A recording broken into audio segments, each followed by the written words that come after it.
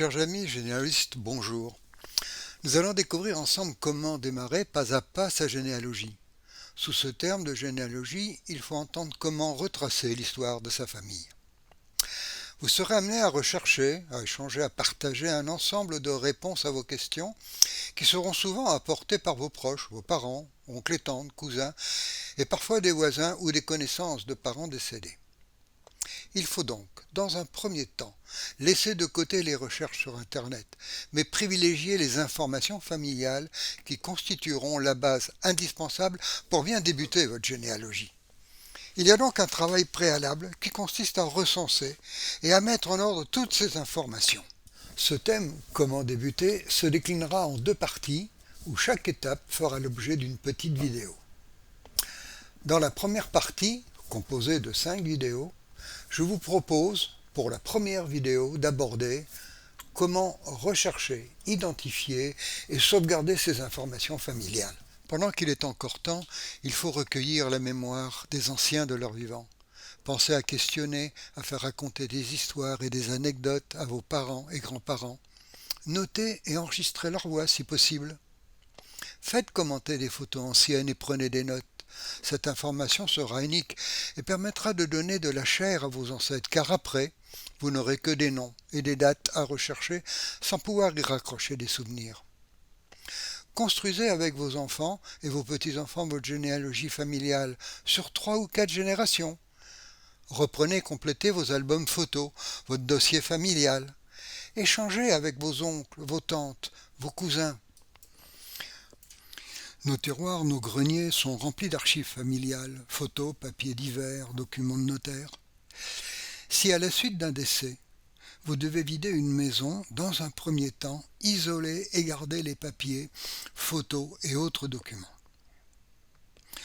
Lorsque l'on regarde un vieil album de photos, souvent les mêmes questions reviennent. C'est qui? Où c'est? Et s'il n'y a pas de réponse, souvent les photos finissent par être jetées. Alors si un parent est encore là pour apporter des réponses, ne tardez pas et respectez au moins 2 points. Premièrement, ne jamais écrire directement sur la photo. Deuxièmement, si vous avez un doute sur une information, écrivez-la au crayon pour éventuellement la corriger. Si la photo représente un personnage, écrivez sous la photo ou sur une bandelette de papier qui sera collée sous cette photo.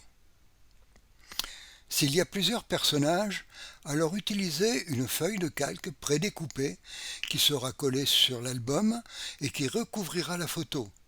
Par transparence, encerclez et numérotez le visage de chaque personnage. Sur une petite feuille de papier, collée à côté de cette photo, commentez les différents repères, noms, prénoms, date et lieu, liens familiaux, informations diverses. Aujourd'hui, avec le numérique, les photos sont dans des dossiers informatiques, ce qui n'empêche pas de les identifier, date, lieu, nature de l'événement. Mais là aussi, pour les groupes, un document Word portant le même nom que la photo devra identifier, comme vu précédemment pour les photos papier, chacun des personnages. Alors, tirez sur papier ou mémorisez dans un dossier informatique, vous transmettrez ainsi un document exploitable pour toutes les générations à venir. Recensez aussi les principaux documents qui seront la base de vos données généalogiques, comme le livret de famille. Ce document est conservé par la famille. Même après un décès, il faut le conserver. Les premiers livrets remontent fin 1800. Il est précieux et donne des informations sur 3 générations, les grands-parents, les parents, les enfants.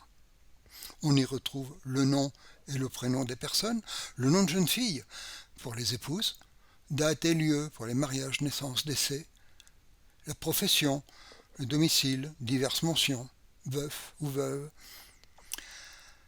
La carte d'identité, elle apporte des informations pour mieux connaître la personne. On aura sa photo, sa taille, éventuellement des signes particuliers.